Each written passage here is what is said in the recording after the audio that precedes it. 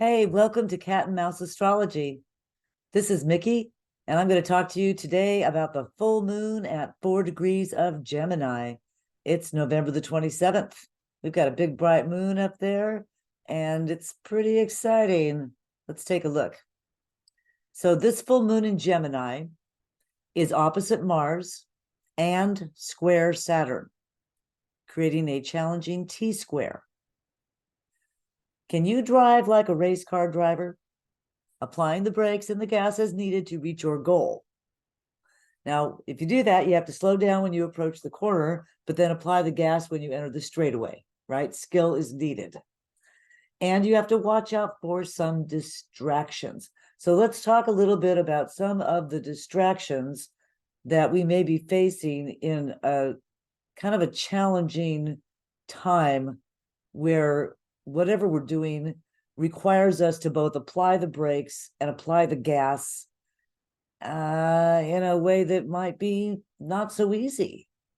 So looking at our interpretation here, our energy to move forward is confused, perhaps by lies, perhaps by some kind of deception, perhaps simply by unrealistic expectations. And this prevents us from knowing when to stop or start. So that's one of the issues going on here. If it were a clear cut, like, hey, I'm on the straightaway, let's go. But you may not really know you're on the straightaway, or there may be fog ahead. One thing we can do, we can't always do, and especially now with Venus at home in Libra, is to focus on your highest values when communicating, because Venus is sextile Mercury right now. So that's giving Venus power. Venus has some power in this chart. So let's take a look at the moon's placement in Gemini. Again, it's 4 degrees. It's opposite the sun, of course, and the sun is conjunct Mars. The sun is conjunct Mars in Sagittarius. So we have a Mars that's raring to go in a sign that's raring to go. Everything really wants to go forward right now, except for Mercury, which is slowing down to go retrograde. And Mercury is also in a square with Neptune. So Mercury might be talking some stuff. Let's put it that way. The full moon in Gemini may be distracted or pulled in different directions. That's Gemini for you, as it reflects our desire for a new start in Sagittarius. What's the new start? I mean, this is a full moon, right? That's a culmination. Well, yes, this is a culmination of sorts. It's a Gemini culmination, but there's a new start going on. And that new start is Mars. Mars began a new 2-year cycle on November the 20th at 27 degrees of Scorpio. And it's now giving us a little bit of a push. It's pushing that sun, saying, let's get going. Let's get going in your Sagittarius house, wherever you have Sagittarius. But Saturn's putting on the brakes. It's maybe making you hesitate. It may be hard to get momentum to get around this corner. So here's our chart. And Kat will be back for the next moon. She's still unable to come right now, but she will be back. So we've got a pretty interesting, pretty complicated chart right here. Take a look. The most obvious thing we have is a square, what we call a T-square. It's a little bit off, but this software program and some astrologers would also include Black Moon Lilith, even though it is 6 degrees away from the opposition with Saturn. But Saturn is definitely in a T-square with this sun and Mars, and also with the moon. So Saturn is going, whoa, stop, hold the phone, settle down. Have you checked everything? Go back.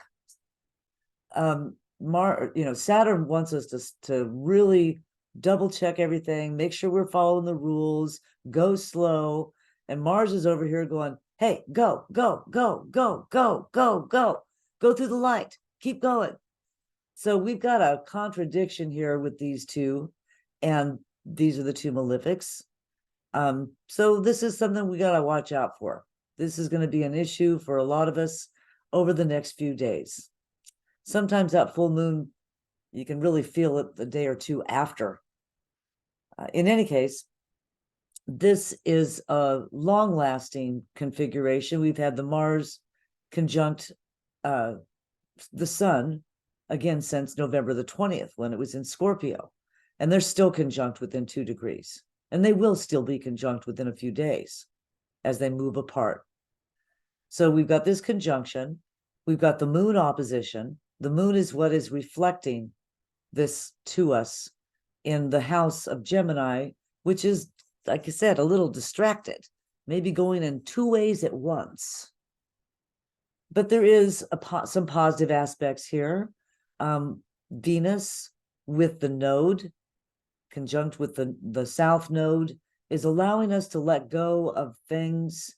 It may be difficult to let go of things we love, but in this configuration, there's balance in Libra as we let go of things that are that it's time to let go of. And there's a healing here with the North Node and Chiron, opposite Venus. Venus is sextile Mercury, and that's helping Mercury out. That's giving Mercury a blessing because Mercury is square to Neptune, and that square could create the lies, the deception, the cloudiness, the fogginess. What am I doing? Did I go through a door? Huh? That's perception of, I'm not even clear of what direction I'm heading in. And I certainly don't know what I'm talking about. Mercury, our communication.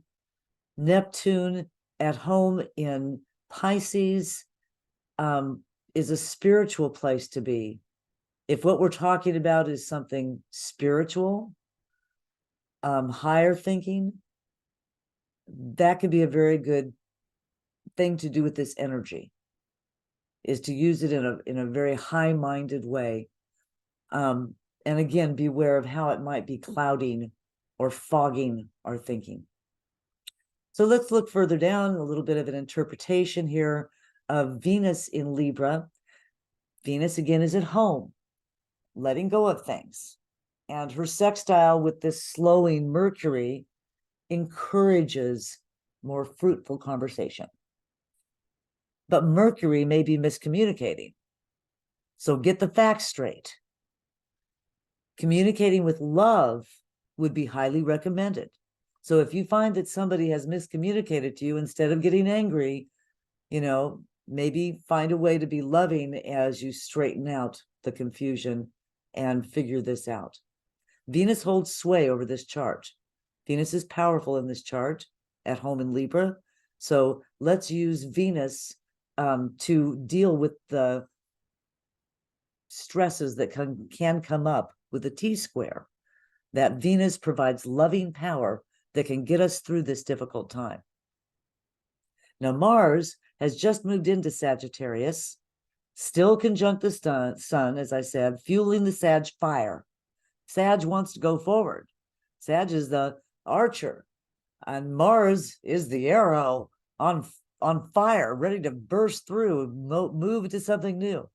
It wants to begin a new 2-year cycle. So a question for you is, what's starting up right now that requires your energy? Knowing that you've got Saturn square lets you know that, putting your energy into it right now might seem like a challenge. You might not have the energy. Try and take those baby steps forward and work with this energy so that in the future you'll be in a better place. With Mars and Sagittarius, again, we've got the arrow and the dynamics of Mars in a fire sign. There's some squares. Again, we've got Mercury square Neptune. This could create some delusion in our speech or in the speech of others or in what we see on the news or in an email that we get that's malarkey or, maybe somebody made up an AI story and we read it and we believe it on Facebook and it's not true at all. So this delusion, deception, or just dreaminess is one of the challenges that we have to deal with in this configuration.